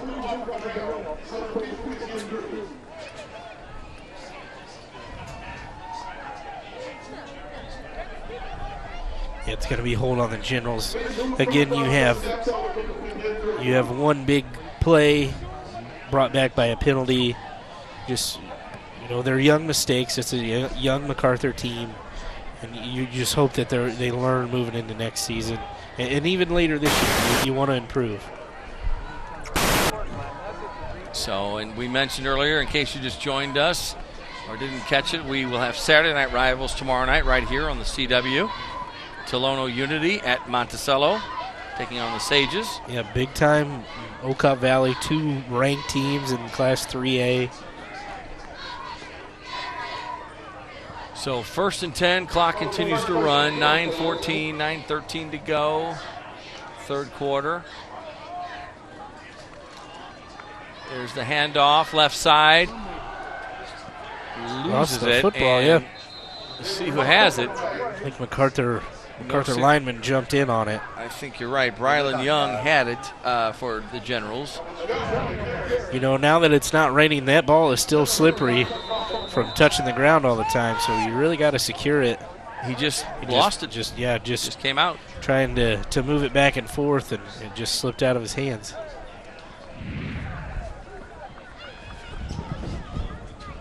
Looks like we got a MacArthur player down there on the far sideline.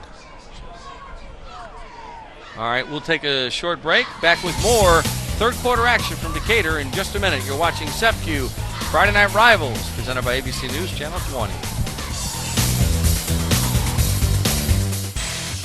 Welcome back to SEPQ Friday Night Rivals, presented by ABC News Channel 20. Paul Wapple and Adam Anderson in Decatur, where the Crimsons lead the Generals 41-0. We're 8:39 to go in the third quarter. You see one of the Generals. I think is that Brylan. Yeah, it is Young, Brylan who Young carried the ball and was injured on the play. But I think as he was trying to pick up that football, just took a hard fall into the ground. Hopefully, Brylan Young's okay. Did get up and walk off the field, so that's a good sign. 2nd and 12. Handoff left side. Out of bounds at the 37 for the Generals is Isaiah Johnson. And I want to mention this. This is just in from ABC News Channel 20 Sports Director Donnie Tillman. Southeast High School quarterback Gavin Webb is out with an arm injury right now. Springfield High leads Southeast 14-12 early in the third quarter. So we'll try to keep an eye on that game as well for you. Thanks, Donnie. A big Springfield matchup, and I know there's a lot of bad blood between those teams. Hopefully Gavin Webb turns out to be okay. Hate to lose a player like that. Back to throw is Brummett. Has time, looking. Got his man at the 44. Out to the 47, close to the 48-yard line is number 10, Ray Neal Jr. And another score to bring pass along to you, 28-7. Maroa Forsyth leads Pleasant Plains. Yep. Also heard at last check, North Mac was up 28-14 on Williamsville in the third quarter. So a lot of big games tonight. You folks at home use Score Stream when you hear those scores, and that'll definitely help us out. Brummett with the handoff. Far side to the 48. As he turns the corner, Jalen Calhoun. Now this is the MacArthur team I expected to see when we got here tonight. I think they got a little flustered in the first half. Had to get used to not playing with Amir Brummett. I think was a bit different for him, but this is the MacArthur General team that we expected. Brummett hands off to Johnson. Johnson up the middle, got some room to the 40, down to about the 37-yard line, and that's good for a first down. And that is a Brant Professional Agriculture first down. Good job by Johnson. He's had flashes of speed on some kick returns, and now they're handing the ball in the backfield. He's really making the most out of his opportunities. Get a shot of Brian Young there taking off his pads. Hopefully the injury isn't too serious. So 1st and 10 from the 38 for the Generals. There's the handoff. Far side. Thrown down at the 34-yard line is Martise O'Neill, number 1. So seeing some action, the 5'7", 155-pound junior. A lot of speedsters here, and a lot of these guys are juniors. So, we talked about it in the pregame show and earlier this week. A lot of youth on this MacArthur team, and that's only going to help them moving into next season. So 2nd and 6 from the 34-yard line. Brummett with the handoff. Johnson pushes his way down to about the 32-yard line. Got a Crimson with the football, and don't see any. Yeah, I don't see any sign of. Not sure. I think they're just going to still give it to MacArthur. But okay. Third and.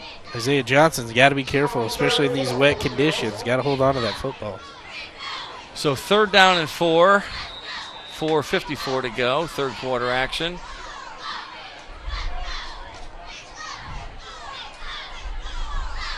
Armin Brummett, junior quarterback. High snap, bobbled, picked up at the 40, in trouble, and thrown for a loss to about the 42-yard line. So the Generals were lucky they didn't lose the ball on that one. Yeah, again, another costly mistake right there. Moves them back from 3rd manageable to now you're at 4th and a long 12 yards. A little bit of a microcosm of the game tonight. A couple steps forward, a couple steps back. So 4th down and 12. Third quarter action. Your indicator. Brummett. High snap, has it. He's at midfield. Was going to throw. Looks like he still might throw. Looking. Got a man incomplete. Short. At the 24-yard line. Intended receiver was number 31, Adrian Williams. And we'll take a short break here. You're watching CEFCU Friday Night Rivals, presented by ABC News Channel 20. We're in Decatur. Back with more third quarter action in just a minute. Welcome back to CEFCU Friday Night Rivals, presented by ABC News Channel 20. Paul Wapple and Adam Anderson calling the action in Decatur, where the Crimsons lead the Generals 41-0 in a Central State 8 Conference matchup. The Generals are looking for win number 1 of the season. Crimson's trying to even their record at 2-2, and we have a running clock here in Decatur with the score being 41-0. And the Crimsons have the ball, and we've seen a few replacement, some substituting going on here in the second half. Yeah, you're going to see some different guys in for the Crimsons just to get some time, some experience. Avery Dugan's still out there, though, leading the charge for this Jacksonville offense. And there's the handoff and a flag on the play, and out to the 41-yard line is Corey Hacker, the sophomore, 150-pound, 5'9" running back / defensive back. We're in the 80 number. Don't see 80 numbers in the backfield a lot. Not too many. Jacqueline Driscoll is on the sidelines as she's been all night. Jacqueline, what do you have for us? Paul, Adam, I just wanted to give you a quick injury report. Brylan Young, he's actually a sophomore running back. We saw him go down earlier in the third quarter here. I just checked in. He took a knee to the ribs, and they're telling me that it's looking like he's going to be out for the game. So Young will no longer be returning. So that's your injury report. We'll send it back up to you. Thank you, Jacqueline. Appreciate that. As time winds down here in the third quarter, the Crimsons taking their time before coming to the line of scrimmage. Yeah, don't need to be any hurry, really. Took a penalty here on the last play, just a block in the back. Good shot on the replay there of where the flag came in. And don't forget, on ABC News Channel 20, college football tomorrow night at 7, USC at Stanford. Should be a good matchup. And on Fox tomorrow at 6 o'clock, Ohio State at Oklahoma. In the NFL on Sunday, the Dallas Cowboys will take on the Washington Redskins. And you see some of the schedule. The schedule here on Sports This Weekend and on ASN, you'll see the Florida International University against the University of Massachusetts at 2:30 tomorrow. So a lot of sports, a lot of college football this weekend. We'll take a short break. Back with more from Decatur. You're watching CEFCU Friday Night Rivals. Stay with us, everybody.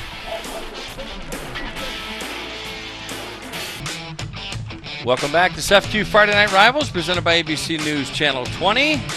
And time for the CEFCU Smile Cam here in Decatur. And more smiles probably on the Decatur side. But look at that. The Generals cheerleaders are still cheering, doing a good job, and enjoying the action here tonight. Generals down 41-0 in the fourth quarter. We have a running clock, but always nice to see some smiles. High school football, gotta love it. Gotta love it. Week 4 already of the high school football season, Adam. It's hard to believe we're kind of at the midway point here. Feels like we just getting started. So looks like Jacksonville came up short there on fourth down, so it will be MacArthur ball here at the 48, 49-yard line. Looks like the 49, yes, indeed.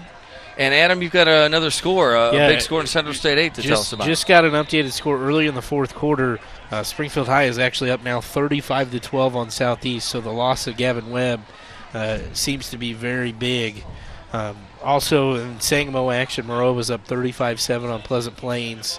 And Athens just scored to start the fourth quarter, so they are up 20-19 on Auburn. Williamsville down 21-28 to North Mac. That was at the end of the third quarter. Thank you very much. That's a lot of big games tonight across the area. And, of course, Donnie Tillman and David Coy will have all the action, the scores and highlights and reaction at 10:15 on ABC News Channel 20. Our sister station, and we've got Saturday Night Rivals. We do tomorrow night, Adam, and our outstanding crew, and 7:30, Tolono Unity at Monticello. Should be a good ball game. And yeah, so you folks at home, remember 7:30 tomorrow night. So if you turn on at 7 and you don't hear our lovely voices, just know you got to wait an extra half hour. And Friday Night Rivals is available streaming live online. Log on to CW23TV.com and click on the Friday Night Rivals link. You can also find complete game videos and photos from this season's games. Friday Night Rivals. High snap. That was cool. Taken by the Generals. And back to about the line of scrimmage. Maybe a gain of 1 is Jalen Calhoun. Yeah, gonna see. MacArthur took the timeout. I think you're gonna see a few substitutions and get a lot of new players here in the game. A good job to make something out of that botched snap. So A.J. Lawson, number 12, is in at quarterback.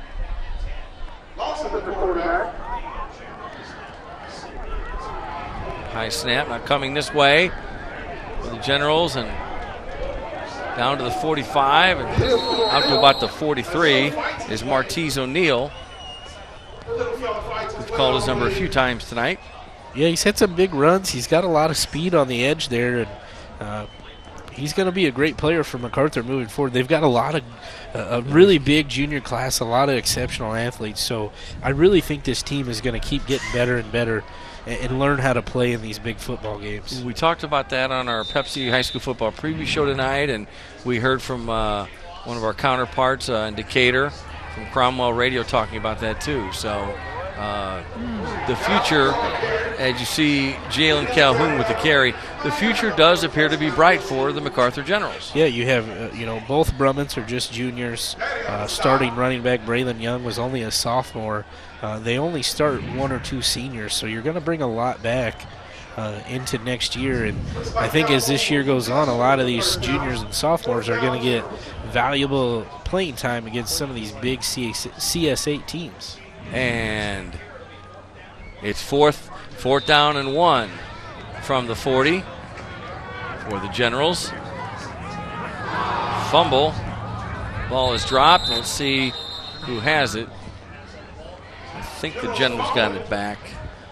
Let's see if, it'll be a turnover on downs. And that's kind of a snapshot of how this game has gone tonight for MacArthur. Just be so close, and then something bad happens. So it's been a tough night for Coach Spates in the Generals. We'll take a short break. Back with more from Decatur in just a minute. You're watching CEFCU Friday Night Rivals, presented by ABC News Channel 20. We'll be right back. Welcome back to CEFCU Friday Night Rivals, presented by ABC News Channel 20.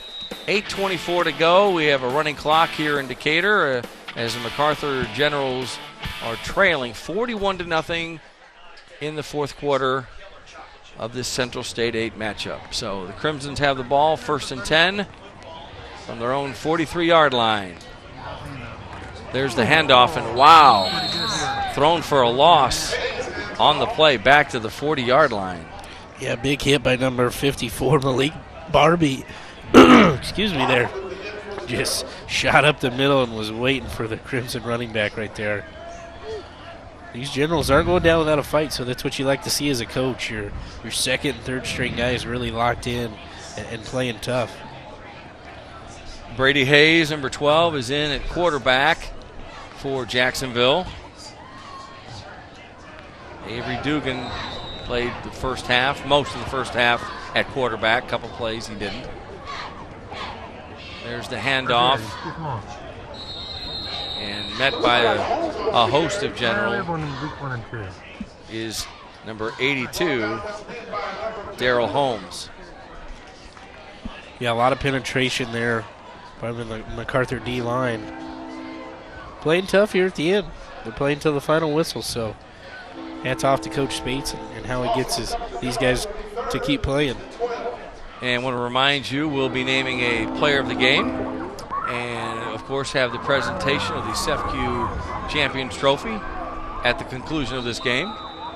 So you don't want to miss that. About 7 minutes away or so from that.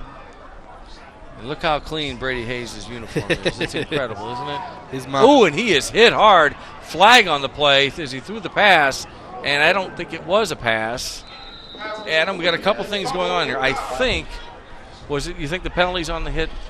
It might be. That's where the flag came in, so it kind of would assume so. Here's the replay. He took Watch, a big hit. Shot. Yeah. That's a pretty close call. If that's what it is. Let's see what it is. Looks like he's actually picked it up, so it is just going to be fourth down. Okay, fourth down at 12 from the 34 for Brady Hayes. And Jacksonville will just keep the ball. It's actually 4th and 9. 4th and 12, 34. Fumble on the handoff.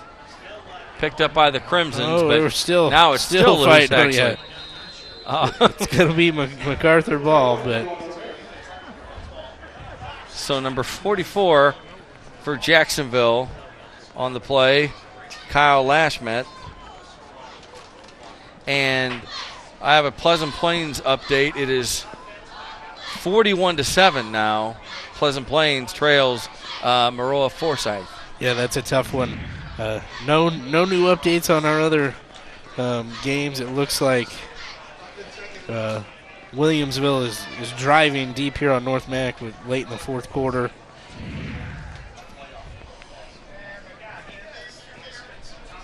.5:19, 5:18, 17 to go in the ball game. 41-0, all Jacksonville. Springfield High up 38-12 now in the Southeast. That's a big win for the Springfield High Senators. Again, I thought the team coming out of that would be able to make the playoffs, and that's going to go a long way for them.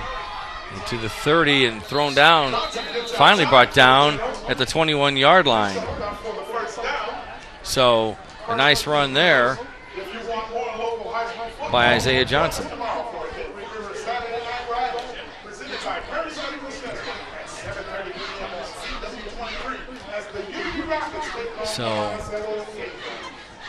Well, congrats needs to go out to Petersburg Porta with a 26 win over Riverton. I believe that is their first win in 2 years. Fantastic. High snap. And Lawson keeps it. A.J. Lawson keeps it and doesn't get much. So yeah, just kind of a broken play there.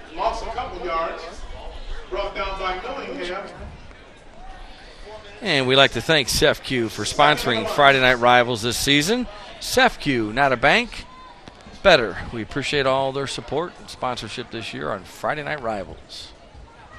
Happy to bring this action to you and take this opportunity, Adam, to thank our crew and statisticians and everybody on and off the field doing a great job here tonight. Yeah, it wasn't easy tonight with this rain, but we thank all the helpful hands we have here with Friday Night Rivals. And helping with the Pepsi High School Football preview show tonight. And luckily the weather cooperated for us and able to talk about tonight's area matchups on the high school level. So 3:22 to go in the ball game, second down and 12. And as I said, we'll be naming a player of the game shortly. Third down, check that. Thank you, Doug. And high snap. Lawson keeps it. 30, 25, 20. Cuts back to the 15 to about the 13-yard line. And, you know the Generals would love to get into the end zone, Adam. Just love to get in there and break that shutout. Yeah, but even though Coach Grounds has got some of his younger kids in, second and third team guys, he's still preaching, I want to keep this shutout. So you got still two teams battling it out. These guys are playing to the final whistle, and that's really what you want to see. You still want to improve and go into next week with some positive moments. First half definitely did not go MacArthur's way. It did not. So A.J. Lawson back at quarterback.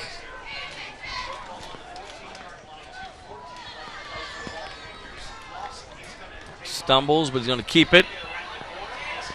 Gets away from a tackler and a couple of tacklers. And it's going to be close, but I don't think he's going to have a first down there. All right, we're going to take a short break here in the fourth quarter. Back with more on CEFCU Friday Night Rivals. Don't go away.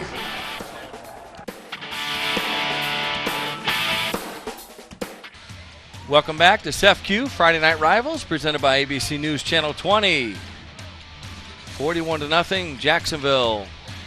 As time is winding down the fourth quarter, we've had a running clock here in the second half, inside of 30 seconds, and 1st and 10 from the 14, but it's irrelevant. We want to congratulate Jacksonville on this win, and they moved to 2-2, and Decatur MacArthur falls to 0-4 on the season. So as the teams line up, and we'll be naming our Midwest Rehab Player of the Game.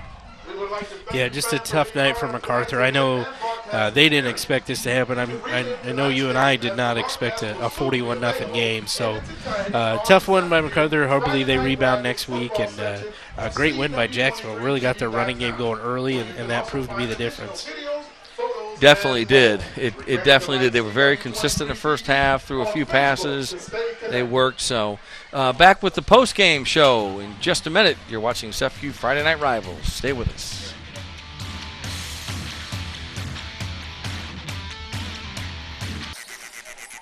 Welcome back to the CEFCU Friday Night Rivals, presented by ABC News Channel 20. The Jacksonville Crimsons have just defeated the MacArthur Generals 41-0.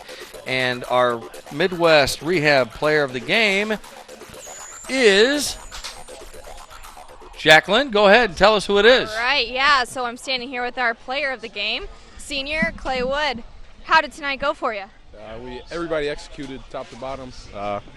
Great performance by everybody. All right, and so now we've evened up your record. You're 2-2 now. You're one step closer to playoffs. How does that feel? Great. That's it. Great. Simple enough. All right, I'm over here with Coach Grounce, and I want to talk to you a little bit about your team really executed well. You came out here, you had a plan, and you did a great job. So just speak to that about your players. Well, it's about these guys. These guys believe in what we do. We had a great week of practice. You know, for every victory, we earned something for our helmet. We had our J for the first victory, and, you know, we've been waiting for 2 weeks now to earn our numbers. It's something our guys are proud of. You know, they battled for it, and had a lot of guys sick. You know, we got a couple guys home sick with the flu. We had some guys step in. Had a guy like Zach Moss, a senior for us that normally plays defense, played mostly offense for us tonight, really stepped up, took a team role for us. You know, that's what these guys are about. Next guy up, and it's about we, not necessarily me, with the Crimsons. All right, and I want to bring some special hardware in here. Yeah. Mr. Wood, here you are. There you go. All right, and the best one yet. Here we are, Jacksonville. You got our Champions Trophy.